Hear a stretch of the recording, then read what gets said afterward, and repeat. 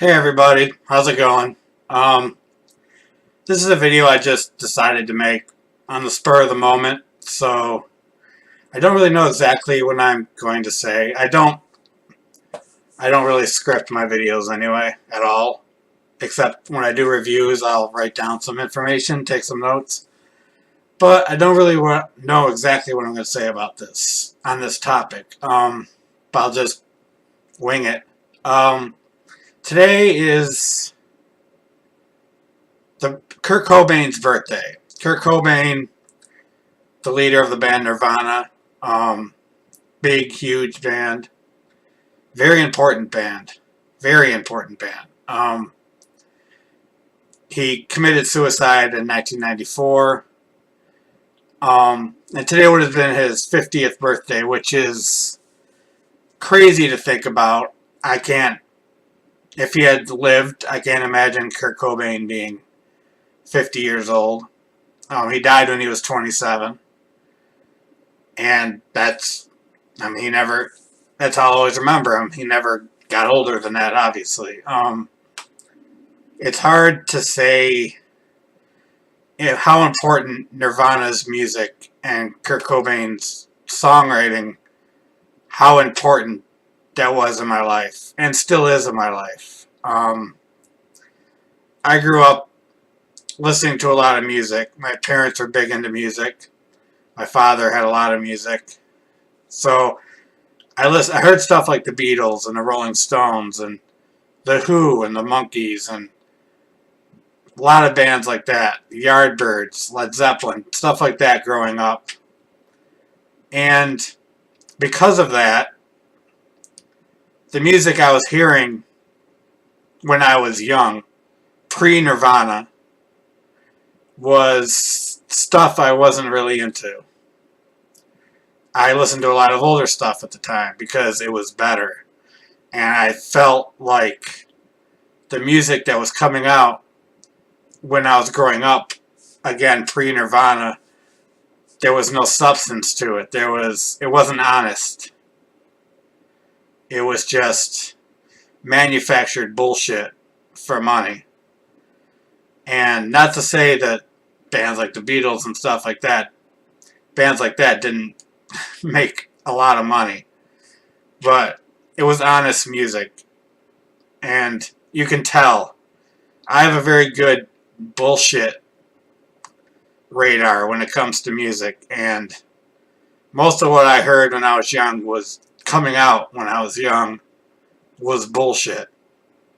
Dishonest, corporate, sellout bullshit.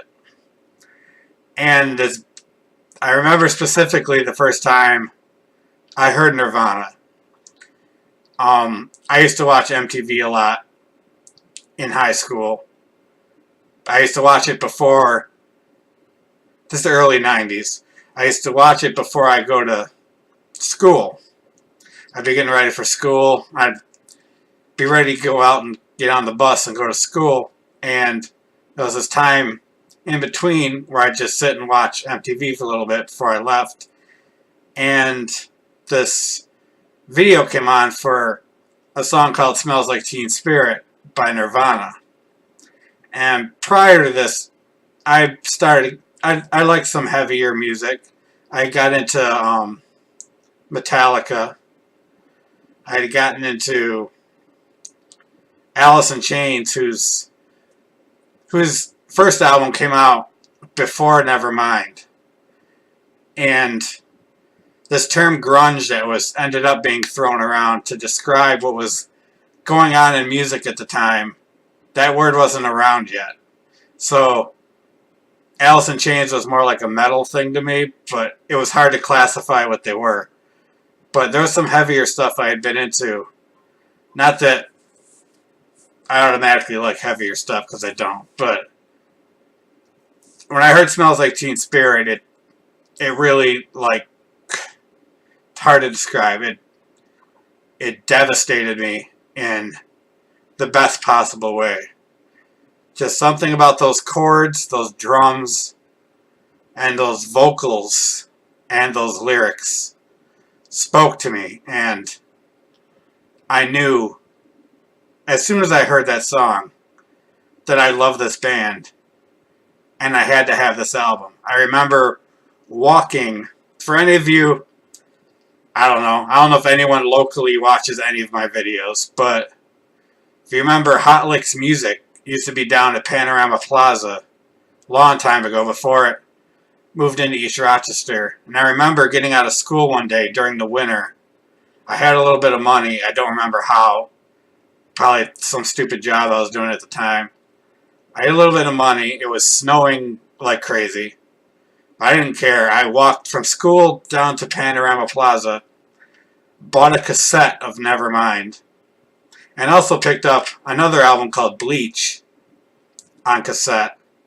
This was their first album before Nevermind, and because of the success of Nevermind, Bleach was re-released. So I got both of these. And I got them. I walked down in the snow, got these albums, walked all the way back home. Walking back home was farther than walking back to school. And it was totally worth it. It blew my mind.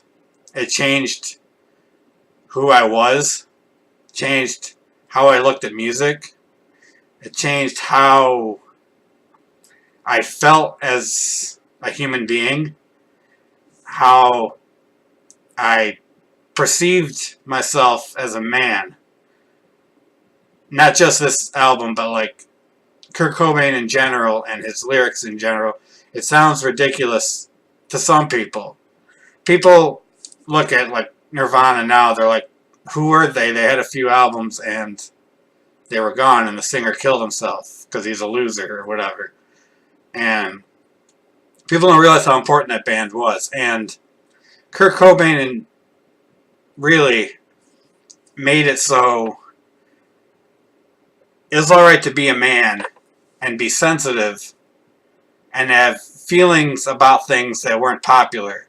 He was very against homophobia, against racism, against sexism, against xenophobia.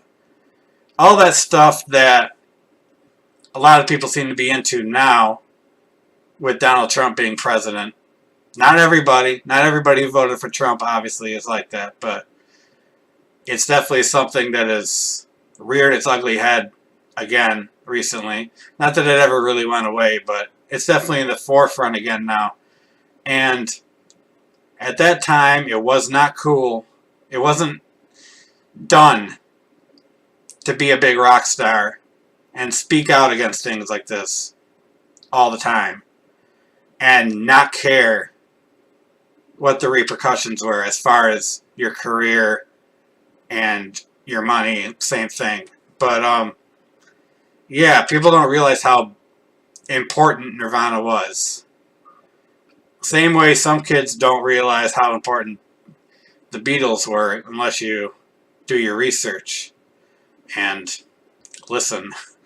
But yeah, for my generation, Nirvana was pretty much the Beatles, and Kurt Cobain was pretty much John Lennon in the way he wrote, the way he spoke his mind, and his general disdain for anything corporate or of the establishment. It's hard to, like I said, it's hard to express how much this band has meant to me. I'm thrilled that there's kids nowadays that are getting into Nirvana. A lot of the old stuff seems to be making a comeback. There's kids listening to grunge now. I put grunge in quotes because the people that actually were grunge hate that word. When you think about it, bands like Nirvana, Pearl Jam, Alice in Chains, Soundgarden, Mudhoney, Tad, all these bands were very different from each other and didn't really play the same kind of music, but they were all put into the same group and whatever. That's how people do things. They got to put everything into, they have to categorize everything. But Nirvana was something different, something very different, coming at a time where we really needed something different, something honest, something brutally honest. And his suicide just went to show how brutally honest his music was. It's like you look back at his lyrics now and you're like, how did we not see that this was going to happen? But beautiful, disturbing lyrics, imagery. That's everything Kurt Cobain was about. I'm not saying he was a perfect man. He definitely was not. But he made it. He had a very big effect on my life and a lot of people I know's life. I was at the perfect age when they hit it big. I was a teenager. And just changed everything. Like, people talk about how the Beatles came out and just, like, everything changed. That's what happened. Like, Nirvana hit it big, and, like, I saw that Smells Like Teen Spirit video, and, like, everything was different after that. Next day, just the world felt different. And it's a shame he had to leave us. The music out today, yeah, I'm sure he'd have a lot to say about it. The politics today, I'm sure he'd have a lot to say about it. And who knows, the music might not even be the same if he hadn't died. He was that influential, so who knows what would have happened.